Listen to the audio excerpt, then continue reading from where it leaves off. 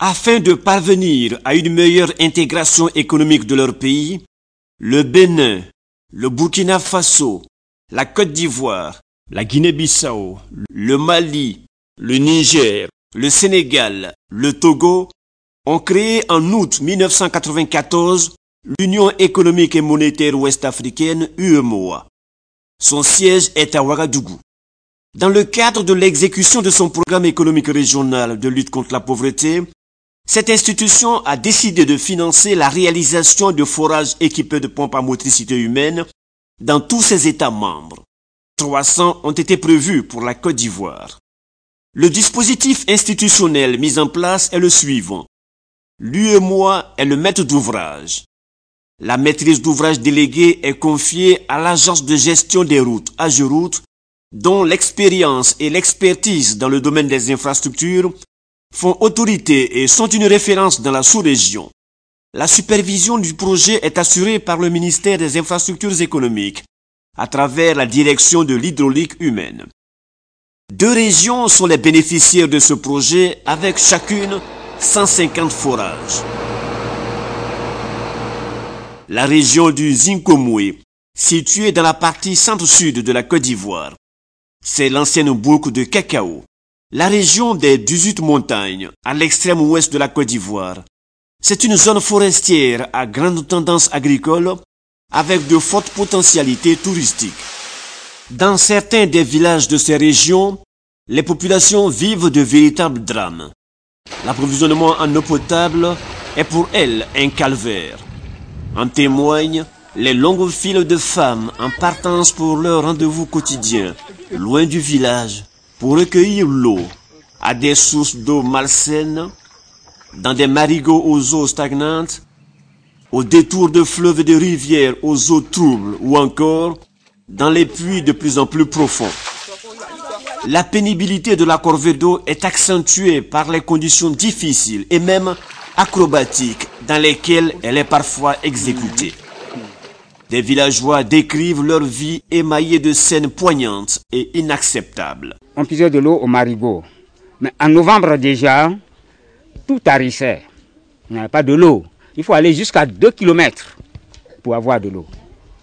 Et souvent, quand cette eau devient sale, on est obligé d'aller encore au-delà de 2 km pour pouvoir avoir de l'eau à boire. On allait au Zin. C'est à 3 km du village. Donc c'est là-bas on prend de l'eau pour s'approvisionner. En allant puiser cette eau, bon, on voit la qualité de l'eau. Hein. Donc en voyant ça, on sait que bon, elle n'est pas propre. Mais puisqu'on n'en est pas, il faut forcément boire quand on a soif. Là, il est mangé. Nous étions obligés de marcher sur 3 km pour aller au Nzi. Surtout en saison de pluie, souvent il y a certains qui se retrouvent dans la brousse parce que la pente est très glissante, parce que c'est une pente abrupte qu'on est obligé de monter avec des bassines d'eau sur la tête, souvent avec des enfants sur le dos. C'est très pénible. 2 grands volets structurent ce projet, la sensibilisation et les travaux. La prise en compte de la volonté des populations de bénéficier de points d'eau modernes enclenche le processus de sensibilisation qui couvre toute la période du projet. Dans cette optique, les villageois sont instruits sur les enjeux du projet. L'accent est mis sur les avantages du point d'eau moderne, la responsabilité des villageois dans la gestion du point d'eau. Un des points sur lesquels porte également la sensibilisation est le comité de suivi et de gestion du point d'eau. Ses principales missions sont les suivantes. Assurer l'hygiène et l'assainissement autour de la pompe. Lever auprès des populations des cotisations pour faire les aménagements de surface et procéder aux éventuelles réparations de la pompe. Les communautés sont également sensibilisées à l'entretien des pompes. Les travaux constituent le 2e volet du programme. Leur réalisation est précédée par le choix des sites jugés favorables à la présence des eaux souterraines. 4 étapes jalonnent les travaux. Première étape, la foration. Elle est réalisée par la mise en œuvre de techniques de sondage éprouvées et d'utilisation d'outils appropriés. Dès que l'eau jaillit de la fracture alimentée, on continue la foration jusqu'à l'obtention d'un débit suffisant pour alimenter la population concernée. La deuxième étape est l'équipement qui consiste en la pose de tubages dont une partie crépinée, présentant des fentes, permet le captage des arrivées d'eau. Intervient par la suite le développement dont l'objectif est de rendre l'eau du forage claire en la dégageant de toutes les impuretés.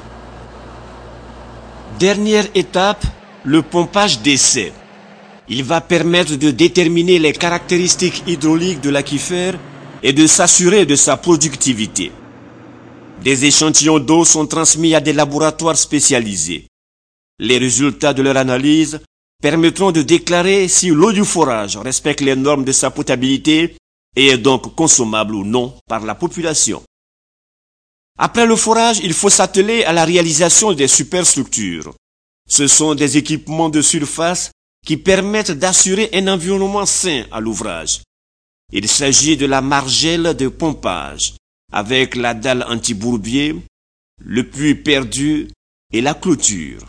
À la fin des travaux a lieu la réception provisoire. Le contrôle effectué sur l'ensemble des ouvrages porte sur la vérification de la qualité des travaux et la fonctionnalité des équipements.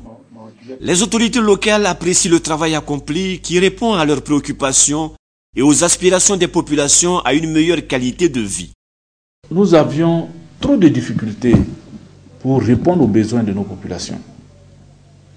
Mais quand on sait que l'eau est source de vie, et surtout l'eau potable permet d'avoir une population quand même en bonne santé et pouvoir travailler pour le développement, cela nous oblige à solliciter auprès de tous nos partenaires pour qu'ils puissent nous aider dans le cadre de la réalisation de ces programmes.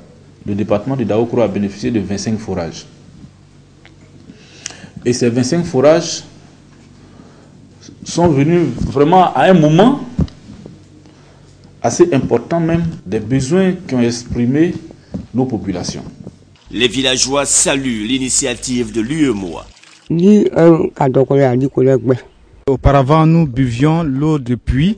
Maintenant, avec la réalisation de ce forage-là, c'est-à-dire cette pompe à hydraulique villageoise, nous avons aujourd'hui l'eau potable qui nous procure santé et vie.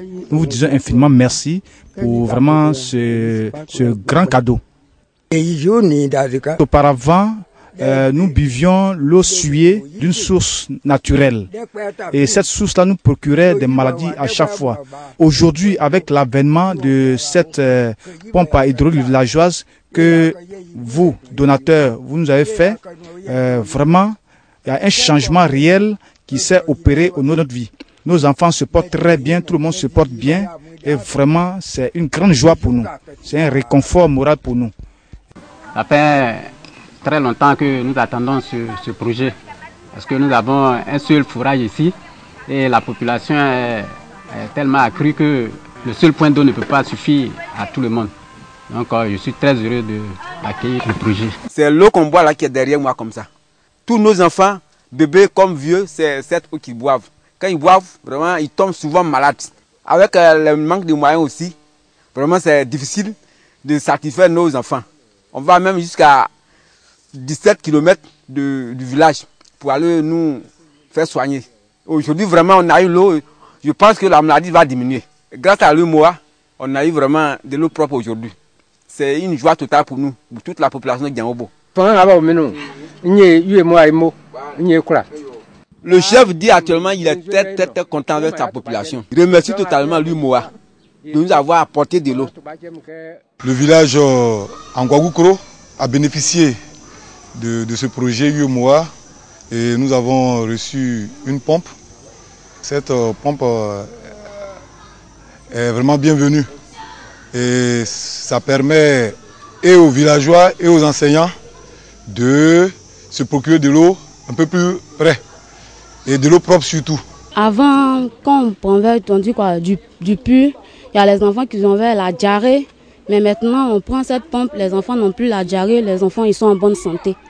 En tout cas, on apprécie la pompe, on est heureux, on a eu la pompe, vraiment on est très contents et contentes aussi. Nous ne buvons plus l'eau de la rivière, c'est l'eau de la pompe qui nous nourrit actuellement. Donc nous vous remercions beaucoup. Ça a changé beaucoup dans notre vie. Nous ne tombons plus malades. Nos enfants vivent bien maintenant. Toutes heureuses, les femmes éprouvent beaucoup de plaisir à actionner la pompe pour remplir, dans la discipline et la bonne humeur, leur récipient. Ce point d'eau est aussi un sanctuaire de convivialité, où elles se retrouvent et un bijou dont elles prennent grand soin. Avec le directeur général de l'AGEROUTE, M. Bouaké Fofana, les résultats de ce programme de l'UEMOA et les perspectives envisagées pour la suite du projet. Je remercie l'Union économique et monétaire ouest-africaine. Je sais que des voies plus autorisées le feront, notamment le gouvernement ivoirien et le ministère des infrastructures économiques qui est en charge de l'approvisionnement en eau potable. Au niveau de l'exécution du projet, c'est dans toutes les raisons d'être satisfaire. Le projet a été exécuté dans les règles de l'art, aussi bien les forages eux-mêmes que toute la superstructure qui les entoure. On a procédé à la sensibilisation des populations parce que la particularité de ce projet, c'est d'impliquer les populations bénéficiaires dans la gestion de ce point d'eau. Et nous avons pu constater sur le terrain que les populations expriment un engouement, elles sont motivées pour participer à la gestion de ces points d'eau.